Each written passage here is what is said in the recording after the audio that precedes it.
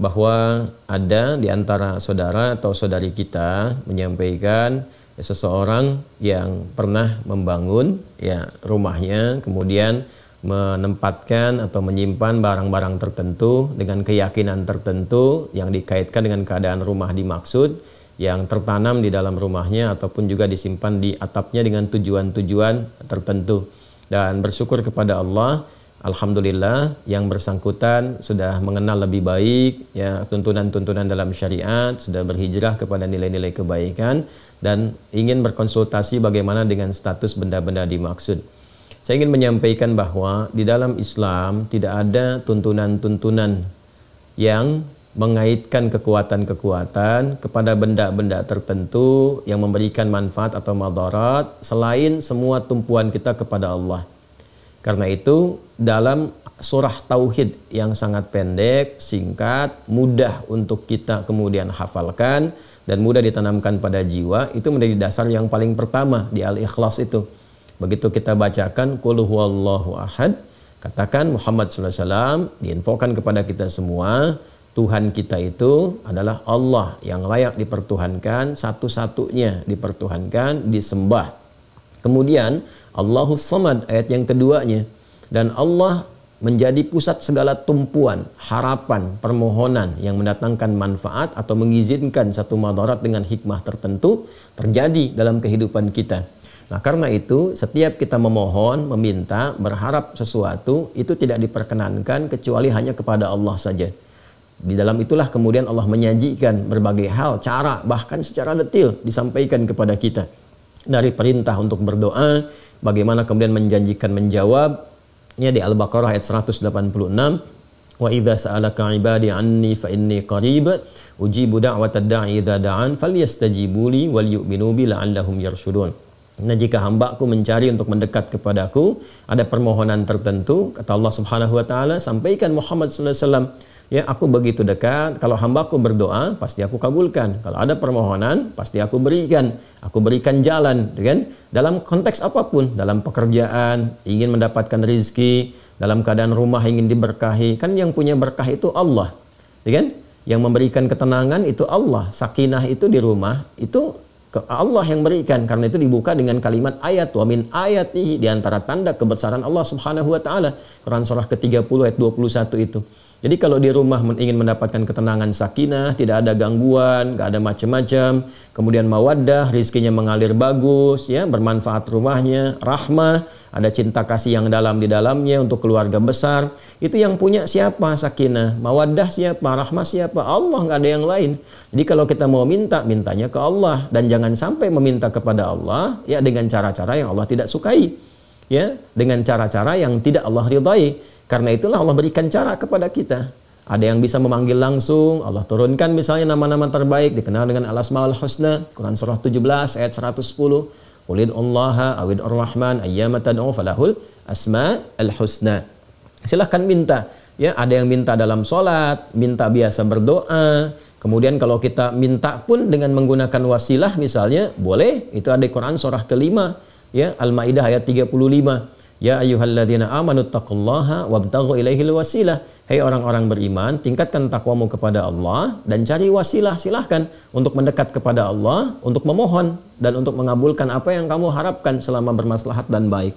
Apa di antara wasilah-wasilah dimaksud? Bisa dengan amal-amal kita, lewat sholat, lewat sholawat pada Nabi sallallahu alaihi wasallam, atau kita mengundang orang soleh misalnya untuk mendoakan, boleh.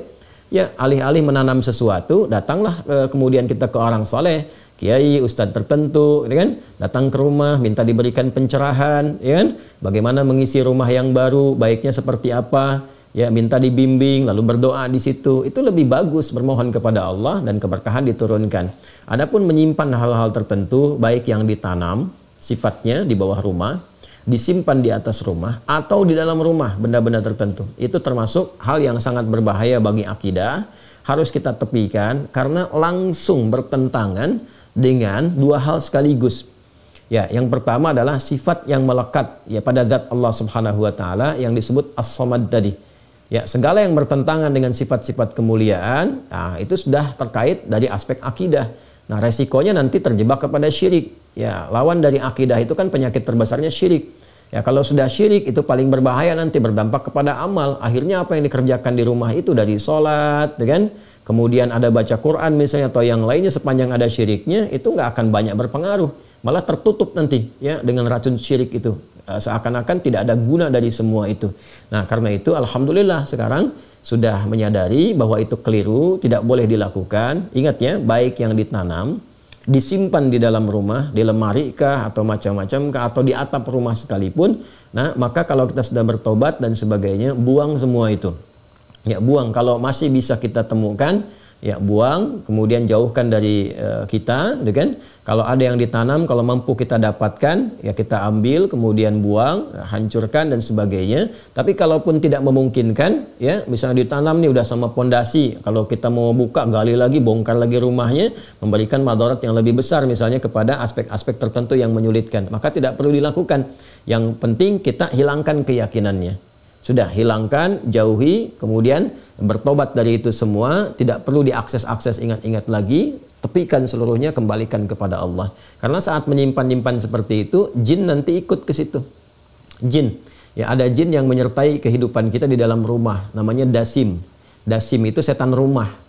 Ya, jin pengganggu dari kalangan setan, ya setannya dari kalangan jin, sebutannya dasim. Nanti ada 9 jenis ya.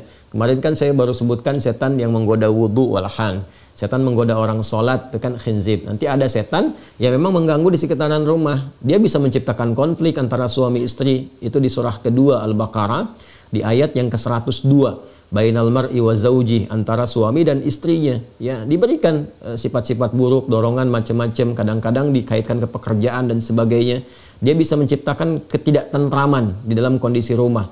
Seakan-akan nyaman, padahal itu ada satu bara dalam sekam. Kadang-kadang masuk dalam mimpi, ngasih mimpi buruk, atau memberikan was-was ketika masuk ruangan tertentu dan sebagainya. Ya, lalu setelah itu ya mudah hadirkan sesajian, itu pekerjaan jin. Ya, sesajian di dalam rumah atau di luar rumah atau dengan melakukan tindakan tertentu, itu kemusyrikan yang parah nantinya. Karena itu cara untuk mengatasinya, kalau masih bisa diakses, buang sekalian. Ya, kalau tidak bisa diakses atau diakses menyulitkan sekali, sudah cukup hilangkan keyakinannya, bertobat kepada Allah, hilangkan keyakinannya, tingkatkan ibadah kepada Allah Subhanahu wa taala. Nanti dengan sendirinya jinnya akan meninggalkan. Di Quran surah Al-Jin sendiri, surah Al-Jin di ayat yang ke-6 itu jelas Allah sampaikan, wa annahu kana rijalun minal insi ya'udzuuna birijalin minal jinni fazaduhum rahaqa. Dan sungguh ada sementara manusia itu berkongsi dengan jin, minta perlindungan, ya, kemudian minta sesuatu yang diduga mendatangkan manfaat, padahal itu sangat merugikan, kata Allah Subhanahu wa taala. Dia merugikan dunianya, merugikan akhiratnya. Merugikan dunianya hanya memberikan beban nanti, diminta ini, itu dan seterusnya. Kalau tidak ya menghadirkan resiko-resiko. Ya, kemudian di akhiratnya pun ya terjebak dalam suasana syirik yang tidak memungkinkan mendapatkan manfaat dari semua amal yang pernah dikerjakan. Alhamdulillah saya ikut berbahagia. Semoga dilindungi oleh Allah Subhanahu wa taala, istiqamah. Nanti kalau itu sudah ditinggalkan, yang penting dari keyakinan kita, bertobat kepada Allah, sesali itu semua, tinggalkan itu, ganti dengan ibadah, nanti pengaruhnya akan hilang. Ya, walaupun di awal-awal itu akan terasa. Ya, ada gejolak-gejolak seperti menahan kita. Tapi kalau kita terus yakinkan, baca ayat-ayat perlindungan. Ya, ayat-ayat perlindungan itu pertama ada yang wujudnya surah Al-Fatihah. Ya, ini untuk melatih kemantapan jiwa dari gangguan-gangguan was-was jin dan semisalnya. Itu ada beberapa ayat-ayat. Satu, surah Al-Fatihah yang 7 ayat ya, dari Bismillahirrahmanirrahim sampai waladhdallin. Kemudian Al-Baqarah ayat 255. Ya, ayat Al-Baqarah ayat 255. Kita kenal dengan ayat kursi. Ya. Kemudian yang ketiga itu 3 muawwadzatain, muawwadzatus tsalas, ya. Ada 3 surah perlindungan, Al-Ikhlas, Al-Falaq, An-Nas. Al-Ikhlas, Al-Falaq, An-Nas.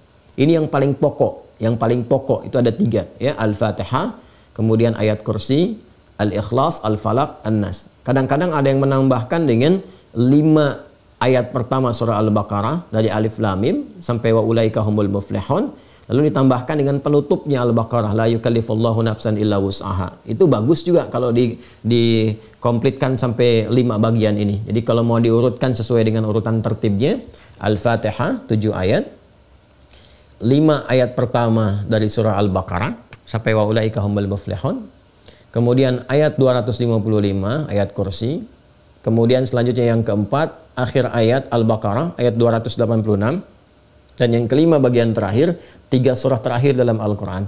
Al-Ikhlas, Al-Falaq, An-Nas. Nah, kalau kita konsisten melatih dengan itu, baca, jadikan zikir kita. Kalau terjebak pada yang seperti tadi, pengaruh-pengaruh dan sebagainya, nah itu Allah akan mengangkat ya pengaruh-pengaruh jin tadi, pengaruh-pengaruh yang tidak baik, was-was, ketakutan, ada ini, itu diangkat oleh Allah, diganti dengan penanaman tauhid, kekuatan-kekuatan Rabbani namanya, kekuatan Rabbaniyah. Tanamkan pada jiwa kita sehingga yang tadi itu hilang. Nah, mengangkat sesuatu dari dalam diri kita dan mengganti dengan baiknya, itu yang disebut ruqyah namanya. Karena itu 5 bagian tadi disebut dengan ayat-ayat ruqyah atau surah-surah ruqyah. Itu bisa dengan meruqyah diri sendiri, pribadi kita. Dia membiasakan. Jadi mengeluarkan sifat-sifat jelek yang ada dalam diri kita, entah pengaruh dari nafsu atau pengaruh dari was-was setan. Ya, itu dibiasakan juga oleh para ulama. Makanya setiap sholat kan ada surah-surah berzikir kan? Ya, 3 surah terakhir termasuk surah Al-Baqarah 255, ayat kursi itu kan kita pakai lewat zikir. Ya, Al-Fatihah kita pakai, kemudian 5 ayat jika di pembuka Al-Baqarah dan 1 ayat terakhir penutupnya kita pakai juga. Dan yang paling populer kan Al-Ikhlas, Al-Falaq, An-Nas. Ya, itu saya kira yang bisa dilakukan ya Bu. Kalau bisa diakses, ambil barangnya, buang, itu kan, hancurkan. Kalau nggak bisa sama sekali seperti ditanam, ya tidak harus melakukan tindakan yang beresiko lebih besar lagi, ya baik kepada finansialnya ataupun juga kesulitan untuk tinggal atau bahkan merombak, memberikan beban lebih. Cukup tinggalkan, sesali gitu kan, dan jauhkan, lalu mulai meruqyah diri kita sehingga terbebas dari pengaruh-pengaruh benda yang dimaksudkan. Tapi kalau masih bisa diakses, misalnya ditanamnya di sampingnya yang bisa digali dan sebagainya, buang, karena khawatir nanti ada perjanjian-perjanjian tertentu yang tidak diketahui mengikat pada barang itu, ya kan, yang bisa mempengaruhi kepada tubuh. Ya, tapi kalau sudah tidak sama sekali bisa ditemukan, 5 bagian tadi tolong dilakukan untuk bisa menghadirkan perlindungan dari Allah Subhanahu wa taala dan mematikan ya jaringan-jaringan keburukan tadi yang mungkin hadir di situ yang dimanfaatkan oleh jin tertentu, kalangan tertentu dari was-was syaitan. Saya kira seperti itu, Bu ya. Dan mudah-mudahan keluarga dijaga selalu, istiqamah dalam kebaikan, dan kita semua mudah-mudahan juga kembali kepada Allah dalam keadaan husnul khatimah insyaallah.